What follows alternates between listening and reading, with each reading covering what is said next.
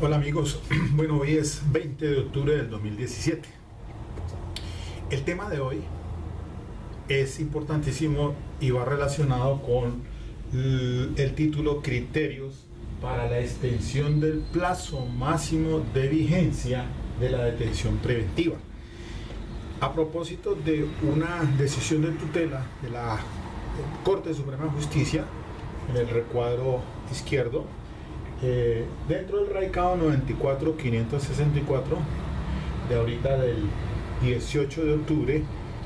con ponencia de la doctora Patricia Salazar Cuellar, en la que se resuelve entonces a través de una decisión de tutela interpuesta por el abogado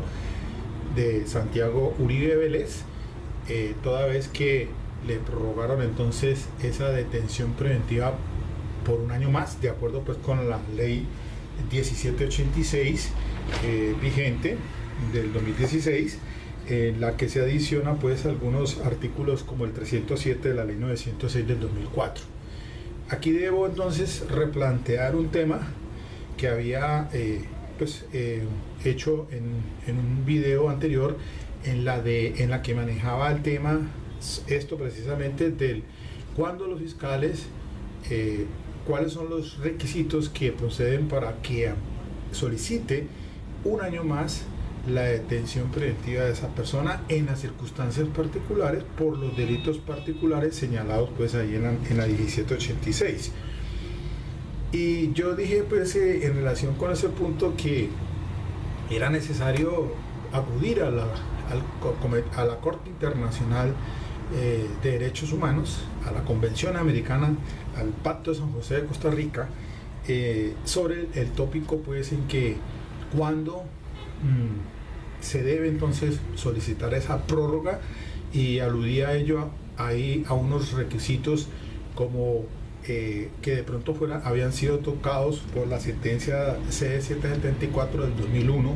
del ponente el doctor Rodrigo Escobar Gil, en relación con ese punto del plazo razonable y cuando se podía pues mantener a esa persona privada de la libertad por otro tiempo más. Pero ahora, de acuerdo con esta decisión de la Corte Suprema de Justicia, pues aclara el punto. Y miremos lo siguiente entonces. En el recuadro central, pues en el ítem 2.4.2, cuando se resuelve el tema de los criterios para la extensión del plazo máximo de la detención preventiva, entonces en la página 25 alude la providencia lo siguiente: en los casos susceptibles de prórroga señalados en el inciso segundo, idem, dice: los jueces de control de garantías, para resolver sobre la solicitud del levantamiento o la prórroga de la medida de aseguramiento privativa de la libertad, deberán, y es aquí un imperativo, considerar, además de los requisitos contemplados en el artículo 308 de la ley 906, el tiempo que haya transcurrido por causa de maniobras dilatorias atribuibles a la actividad procesal del interesado o de su defensor. Entonces ya la Corte aquí en la parte izquierda, en el renglón inferior, en ese recuadro, aparece diciendo pues la Corte Suprema de Justicia lo siguiente: dice, el artículo primero de la ley 1786, el legislador,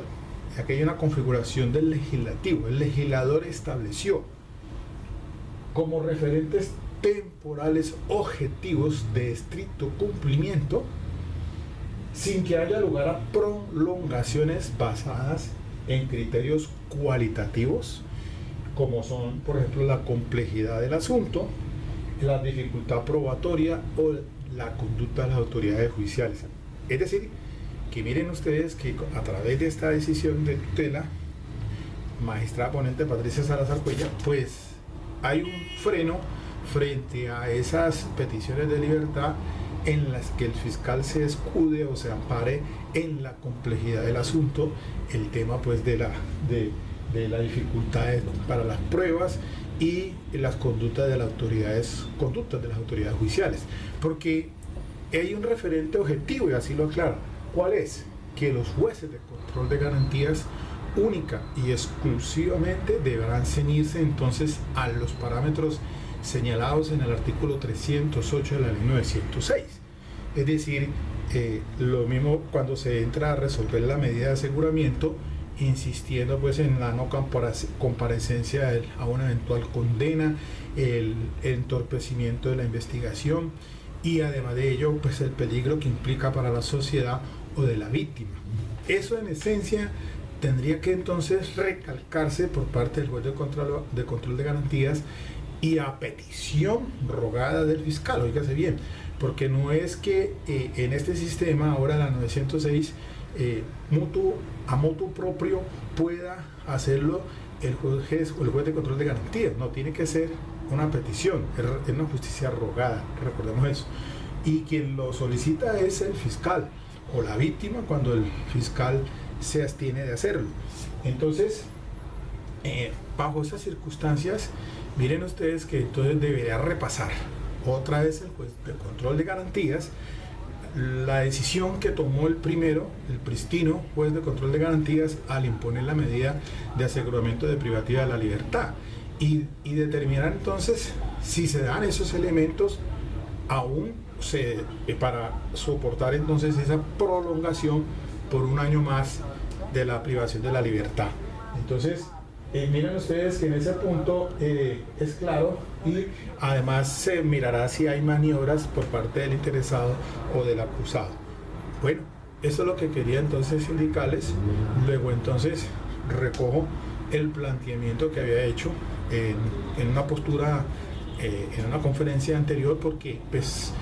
en el entendido de que si el legislativo, y así lo ha dicho ahorita la Corte, pues hay un poder de configuración, entonces no podemos irnos más allá, sino ceñirnos a lo que está establecido estrictamente en la ley. Es decir, bajo esas circunstancias, como está pues redactada la ley 1786 del 1 de julio del 2016, por la cual pues se modificaron algunas disposiciones de la 1760 del 2015, y en la que se adicionó entonces esos parágrafos del artículo 307 de la ley 906. Entonces, para resumir, dice aquí, parágrafo primero, inciso segundo, dice: en los casos susceptibles de prórroga, los jueces de control de garantías, para resolver sobre la solicitud de levantamiento o prórroga de las medidas de aseguramiento privativas de la libertad, deberán considerar entonces, además de los requisitos contemplados en el artículo 308 del Código de Procedimiento, el tiempo que haya transcurrido por causa pues de maniobras dilatorias del interesado o de la defensa. Y luego entonces no cabe discusión alguna y ya da claridad en este caso pues que se decide esa tutela interpuesta contra las decisiones del de los jueces de la CUO y la CUEL, en este caso del señor Santiago Uribe Vélez, y calza como anillo al dedo, porque realmente esto nos da más luces y claridades sobre la posición entonces de la ley 906, aunque este caso se ciñe al procedimiento de ley 600 de 2000, pero que también entonces tiene una similitud, aunque en la ley 600 pues aclara la Corte aquí pues que quien hace la petición puede ser, según la instancia, es el fiscal, pero si ya está en la etapa de juicio será el juez de conocimiento, y diferente ahora en este procedimiento de 906 porque es el juez de control de garantías, y petición que hará entonces rogada por parte del fiscal o en su defecto las víctimas. Luego entonces, y además de esto pues habla de un término allí, pero que pues eso no voy a entrar a profundizar sobre el término de los 2 meses anteriores al vencimiento, asunto que no merece una mayor explicación frente a esta situación, queriendo indicar la Corte que pues el fiscal lo hará en su debido momento si considera entonces que cabe la posibilidad de que se prorrogue entonces por un año más la medida de privativa de la libertad. Ok, bueno, espero que esto les sirva de orientación, de más aclaración